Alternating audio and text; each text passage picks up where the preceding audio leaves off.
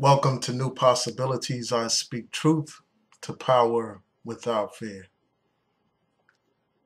Today I came across some articles about Kendrick Lamar, and actually I came across him this weekend as well. Apparently, he recently got engaged, and there's been a lot of news online about this issue. He got engaged to a light skinned African American woman. And it's caused quite some controversy because a dark-skinned female activist by the name of Rashida Strober expressed her outrage when she found out that he was engaged to a light-skinned African American woman. And I'm going to read just a few excerpts from some statements that she made online that generated a lot of discussion around this issue. She said, well, would you looky here? Another fake conscious motherfucker exposed.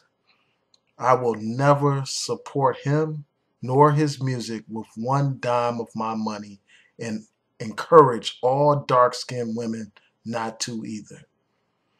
And then she goes on in part two. She says, fake conscious coon-ass rapper Kendrick Lamar part two. That's the title of this second little rant that she goes on.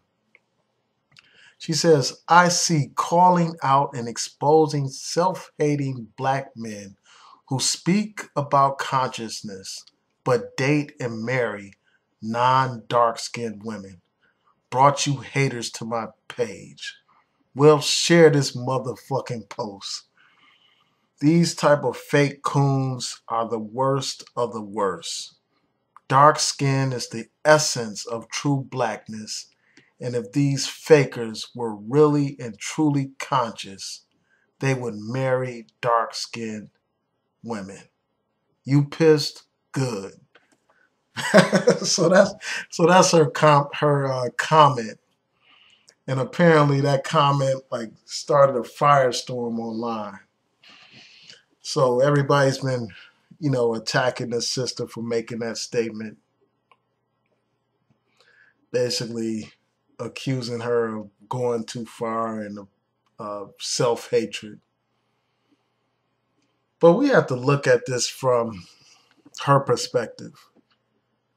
If you look at these popular rap artists, you'll find that many of them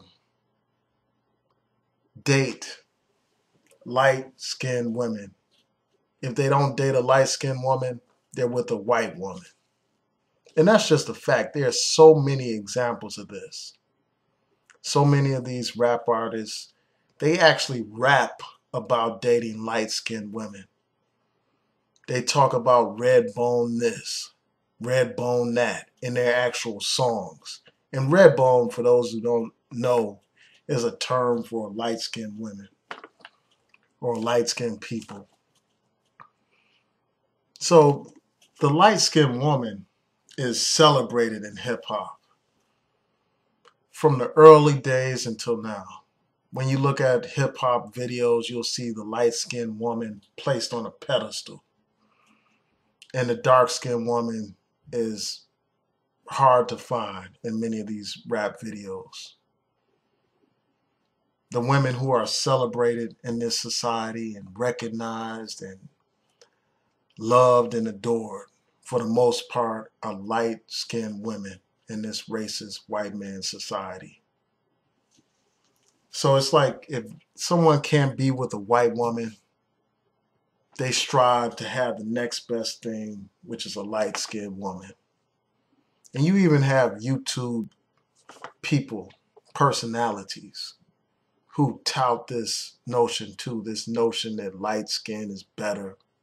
You have these people who constantly attack dark-skinned women. So you can understand where her feelings are coming from. You can understand where the rage and the frustration is coming from when you look at it in light of this environment that we have, this toxic environment that defines beauty based on a Eurocentric standard. A society where you have black men who don't value black women. They value white women. They seek out white women. You have YouTube personalities on here that drool and foam at the mouth over white women. They have no respect for black women. That's common here on YouTube. If you want to get a lot of views, all you got to do is bash black women. And that's the trend. I mean, and the dark-skinned woman is the quintessential black woman.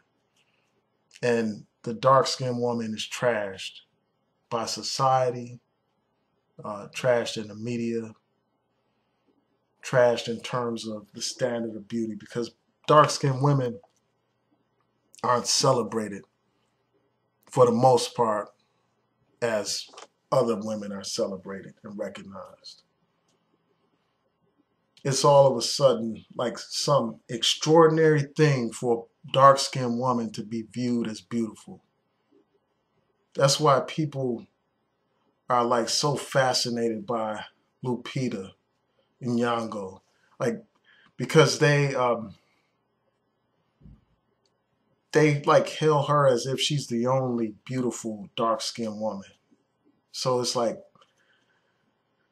that's the environment that we're dealing with, an environment of self-hatred, an environment that teaches us that dark skin is ugly.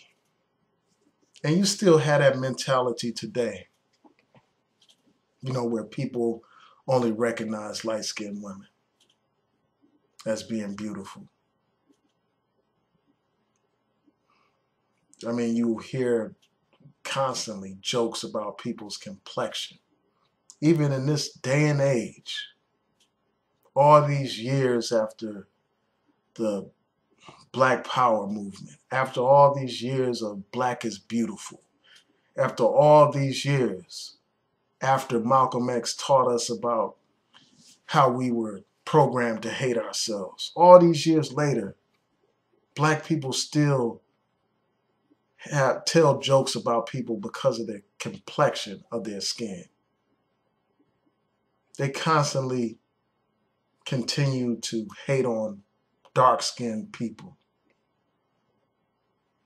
You have a popular YouTuber that refers to another YouTuber as crispy simply because he's a dark-skinned man. And it's worse for dark-skinned women. You know, they don't get a pass like these dark-skinned brothers. I mean, and that's part of the reason why a lot of these dark-skinned men end up with light-skinned women. Because all their lives, they've been taught to hate being dark-skinned. So the first chance that they get, they're either chasing a white woman or they're chasing a very light Black woman or a Latino woman, something that doesn't remind them of themselves because they hate their skin color. They hate themselves. So it's just important for people to understand where this sister is coming from before they attack her. They need to understand her pain, understand her anger, understand her frustration. From what I understand, Kendrick Lamar has a conscious album that he recently released. And I haven't listened to it, but I hear that it's highly acclaimed. That is a album that talks about issues that matter to African Americans. So I assume that when this woman saw Kendrick Lamar's fiance and saw that she was another light-skinned African American woman being placed on a pedestal, it kind of like sparked her anger and her outrage because of this environment that I was talking about. So even though I understand where she's coming from, we have to understand that all the shades of blackness are beautiful. From the dark complexion to the very fair complexion. Black is beautiful, and we need to embrace it and we need to accept it. I mean, the fundamental thing is not what complexion somebody is. That is not the definitive quality that should matter. What should matter is someone's character. What should matter is their value system and their level of consciousness. Today I saw a photograph of Kathleen Cleaver and Eldridge Cleaver, two revolutionaries. And the point of the photograph was that complexion doesn't matter. You can be very fair and still be committed to the people.